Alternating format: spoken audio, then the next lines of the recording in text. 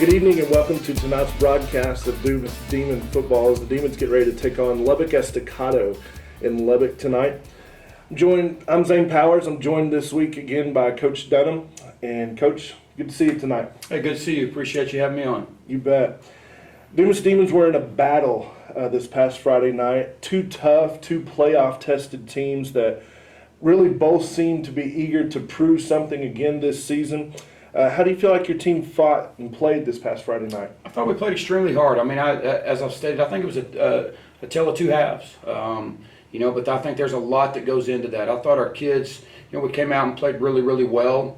Some good football. Maybe not what some are wanting offensively. We had 8 points. We went in at halftime up 8-0, and I thought we were playing really good football. I told our kids at halftime that I'm okay with that. We were establishing drives, we were controlling the football, we were punting, and we were playing good defense. And in my terms of football, that's good football. I think we held them to 53 yards in the first half, and so things were going really well. But it was a tale of two halves. We came back the second half, we had a few mistakes, and I believe that I'll give credit where credit's due. I believe that Lubbock Cooper had a very strong and powerful offensive line. I think 3 to 4 of those kids have Division I offers, and so they're good. And I think they gradually just started to wear on us, just started to move the line of scrimmage a little bit and create some gaps and some holes of which they took advantage of. They also made a quarterback change. Thought that was really good. I mean, I thought he was pretty explosive and came and did a really good job of running their offense and establishing what they needed in order to take over the game. And so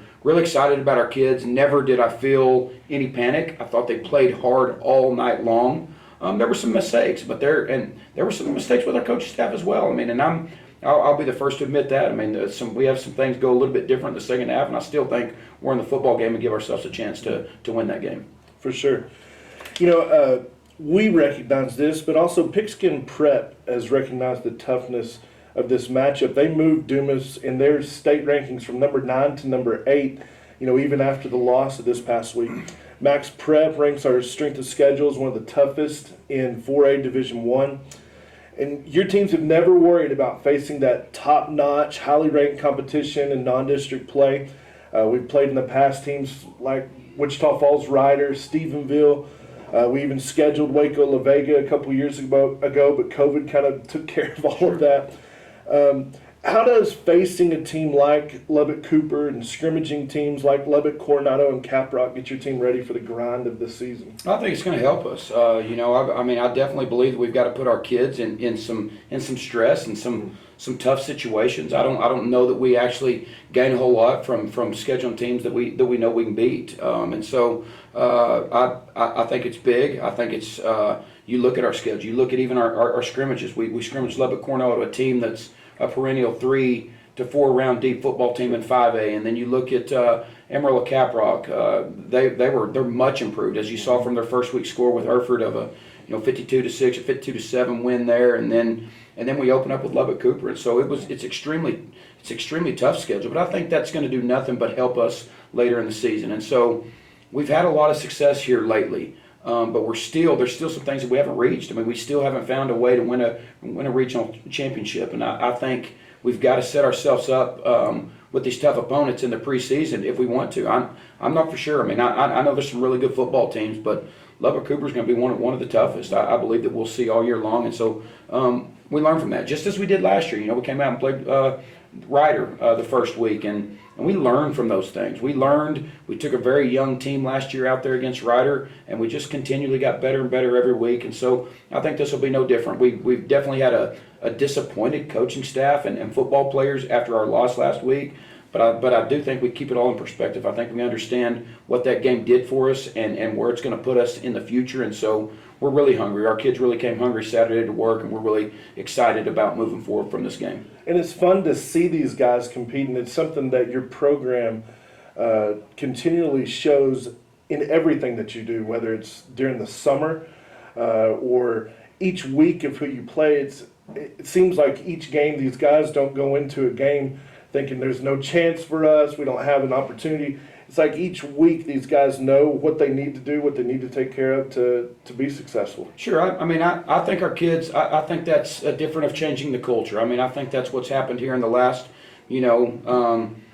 5 to 7 years is just changing the culture. And I think our kids, I think they believe that they belong, and I think that's a big thing. I mean, if you don't think you belong, you're gonna have a hard time going out and playing with some of these teams. But we do. We believe that we do, and because of some of those things that you stated, because we stay competitive year round. We get our kids in the summer and we compete in lineman challenges, and so we see different teams than just the guys that are around here. We see teams at the state level. We see Stephenville. We see the different teams, the El Campos, the people around the state of Texas that are year in and year out ranked in the top rankings, and we do that with 7-on-7 as well. We went down to the state tournament, and I just believe that allows your kids to see different teams across the state and see the ones that are competing late in the season from a year to year. And when you go down there and play with them and you beat some of those guys, it gives you the confidence that you can do it on the football field when football season starts. So I think that's a big deal. For sure. Well, the grind continues this week. We face off against another Lubbock school tonight, the Lubbock Estacado Matadors. And let's start defensively. What do you think the Demons are going to need to do on defense tonight to stop the Estacado offense? Very talented Estacado team, as they always are. Super talented, and the big play capabilities are always there. That's how they won the game last week. And so we're definitely going to have to make sure that we eliminate the big play. They have a receiver that the 50-50 jump ball and going up and getting it is something they do really well. And so we're going to have to minimize that. There's certain things that you can do. I mean, 6'3" versus 5'6" is what it is. But we're gonna work technique, and we're gonna do the things that it requires us to do in order to be able to play jump balls as we play into receivers, and we limit their ability to go up and jump over us and get the football. And then I think first and foremost, again, I think we have to make them one-dimensional. I think we have to eliminate the run game, of which something that we've always took a lot of pride in, and what we've done here defensively. And I think this is no different. They've got a tailback that's got Division I offers. He's a big physical kid, and so we've got to do a really good job of getting him stopped before he gets going, because once he gets going and breaks and gets outside, they've got great speed. They've got great team speed, and they've got the ability to big play you. And so we've got to eliminate that. That's going to be our success on the defense side of the football. For sure. And so on the offensive side of the ball, what do you think is going to be key tonight for the Demons to move the ball, to score against this Matador defense? I think it's going to be more than just that bullfighter defense out there in LA. It is. They're aggressive, as they've always been on the defense side of the football. They bring a lot of pressure. They're going to attack you a lot of different ways. I think it's really important. If we're going to have success against that, we're going to have to give our offensive line time. We're going to have to get our eyes up on the offensive line, see what's in front of us. Also, Emmanuel's going to have to do a good job of really allowing, when they step into some of these situations and they bring some of these blitzes, that we give our offensive line time to check and look and see what's going on. And so I do think we're going to have to stay, they're going to. I mean, anytime a team blitzes like that, they're going to blitz in and frenzy and make some plays. I think we just got to make sure that it's not consistent. They don't consistently, frustrate us with their pass rush and frustrate us with their blitzing and different things. And then, just as we talk on the defense side of the ball, we believe our success is being able to eliminate the run. I believe that we're going to have to be able to establish the run game. I do. I think once we establish the run game and we can do that, I think it's going to open up some holes for us, maybe in the passing game as well. And so, sure, I'd like to be a little bit more. I'd like to be a little bit more explosive on the offensive side of the ball than we were last week. But again, just as I said, I mean, good football, controlling the football, being able to move it, flip the field, all those things are still the things that are going to make us successful against Estacado. You know what, as you kind of say that, one thing in particular kind of stuck out from last week as we see effort on the offensive side of the ball on our longest, I think the longest play of the game, 73-yard screen pass that Cashajon was able to move down the sideline. The guy that was down there with him was Dalton Levin, making plays, blocks downfield. I mean, not just 10 or 15 yards downfield. Sure. It was like 40, 45 yards down the field. He's very talented, and has got really good speed from the offensive line. He's a kid that's a 3-year starter for us. Started when he was a sophomore, and so he's the leader. He's the glue of our offense right now, I believe, and to see him down there and with that effort, I think that speaks a lot of our team. Our effort is really, really good, and even in our loss last week, our effort was really good. I think we're going to have to continue with that effort, and then we're just going to have to execute. We're going to have to do some things that we didn't do right in the first game and execute a little bit better. We're going to have to execute on all three phases. Special teams, we had some issues last week in our special teams. And so we've definitely addressed those. We've worked really, really hard to get those fixed, and it's just another opportunity for us to get out and see what we've done, see the work that we put in this week, see the adjustments that we've done, and be able to get out and compete again. For sure. And so talking about the team as a whole, we do have some returning players more on one side of the ball than we do on the other. Let's talk about offense first. You've got just a handful of guys that have had some playing experience, an even smaller handful of guys that you would consider returning starters on that side of the ball. What are you expecting from that group of returners on offense? Well, that is where our youth is, and we knew that coming into this season is that we would return, about 8 guys on the defense side of the ball, and we knew early that our defense is going to have to allow our offense to grow, allow us to mature. It was the exact opposite last year, and so that's just the way it goes. And I talked about one of them, Dalton Levin is a 3-year starter.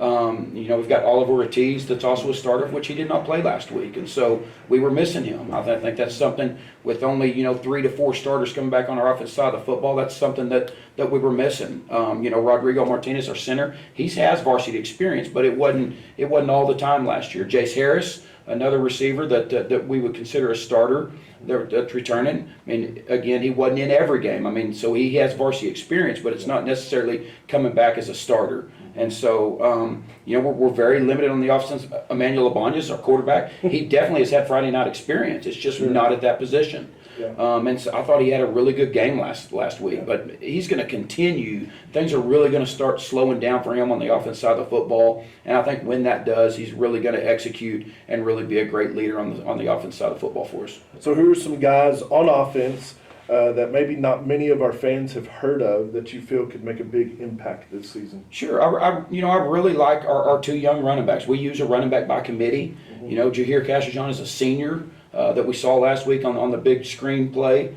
But he's a kid that didn't get many reps last year, and so I think he's a kid that's going to be really good. I think Luis Escarcega is another tailback that played JV football last year that we're going to see some really good things. Nathan Gonzalez is another kid.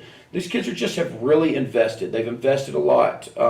Keegan Ireland is a guy that we all as a staff sort of see as a returner, but he really isn't. He played very few snaps last year. He played JV football, and we moved him up late in the playoffs, and he got in and played for us. And so really, really seeing great things from him right now. Cole Garcia, our tight end, he was a newcomer of the year last year. Seeing some really great things from him, and so we're excited. We're excited about where we're at, but we're definitely, that is where our youth is at on the offense side of the football. And I believe we'll see week in, week out that we'll just get better and better and more comfortable with the kids that are playing on that side of the football. For sure. Defense has always been the bedrock of Dumas football, at least in the recent years. And it seems like it's going to be no different going into this season. Talk about that group, this big group of returning experienced guys that's really going to make this unit special. Totally flipped from where we were last year. We returned with 3 starters last year, 1 on the D-line, 1 at the linebacker, and 1 in the secondary. This year we returned with 8 starters, and maybe even 9. Oliver Ortiz played 7 games at safety on the defense side of the football because Tanner's injury late in the season. And so that is where a lot of our experience comes back, and I think you saw that Friday night. As we held a very, very powerful and talented Lubbock Cooper team to 53 yards in the first half and no points. I think you can see where we can be. But at the same time, we've got some things we need to fix. We had some failures on that side of the football that eventually led to our loss, and so I think we've got to continue to stay hungry. We've got to continue to push those kids, but you can go across the board. In the secondary, Emmanuel Abanez is a 3-year starter at corner. Tanner Cohen and Parker Dunham, our 2 safeties, are both returning starters on that side of the football. The only one in the secondary is we're playing Emmanuel Marquez, a sophomore. You go to our linebacker core, Aurelio Madrano is a starter. Angel Quiros is also a starter. He fell to injury last year, missed probably 7 games, but he's back and is playing really well. And I think at the point that he went out, he was leading the team in tackles up to that point. He was having a really good year, and so we're excited about him. He's back. He's really starting to work back from that injury, and I don't think he's at full speed yet. I think as the season goes, he'll just get better and better back into shape of where he was at. Savion Perry, starting outside linebacker that had a really good junior season, is back and starting for us. And then you move down to the defensive line. You've got Jaden Tovar, who led our team in sacks. You've got Hector Pondo, who's starting at nose, and then you've got Arnaldo Hernandez, starting on our D-line. And so those are all guys that started for us last year, a lot of experience on the defensive side of the football, and we're going to have to play that way. As our offense matures and grows, our defense is going to have to make sure that we really keep us in ball games as we do that. And so expecting some really good things with that many returners back on our defensive side. For sure. And so not as much to talk about on this end, but who do you see as a guy maybe on the defense who our fans have not heard of that you feel like could make an impact? We've got a senior starting at outside linebacker. I think Kaden Venture. I thought he had a really good game last year. He's a kid that he gives tremendous effort. He gives tremendous effort week in, week out. He's a guy we're really tough on in practice just because we know where he can be, and we know where just the lack of experience, he's just not there yet. But we know what his abilities are, and so I think he's a guy that you're really going to hear a lot about. Emmanuel Marquez, a sophomore kid that's starting at corner. I thought he played really well last night for a first varsity snap in a really, really big game. The last time he played was freshman football, and he only played 3 of those games. Oh, wow. He broke his collarbone and missed 7 games his freshman year. So, that was a big night for him, and I thought he did really well. I thought he adjusted, and some of the things that we talked about earlier in the show is what allows him to.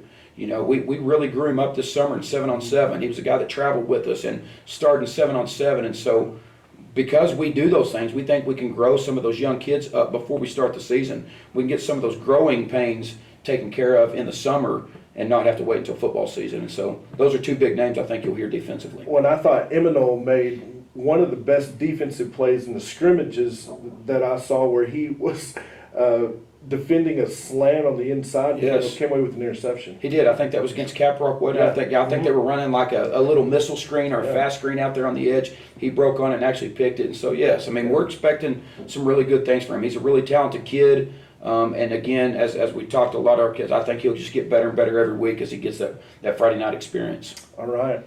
Well, Coach, a lot of exciting things as the football season gets underway. It's going to be a grind here. I think we play 7 weeks right in a row until we have the bye week. We actually get into a game in district play before we get into the bye week. So thanks for joining us. Looking forward to talking to you each week as we get ready for each game, and looking for an exciting season of Dumas Demon football. Thank you, Zan. I sure appreciate it. They're always fun talking about our kids, and appreciate you doing this for us. All right. Well, enjoy the game this evening. Dumas Demon is getting ready to take on the Lubbock Estacado Matadors from Plains Capital Park in Lubbock.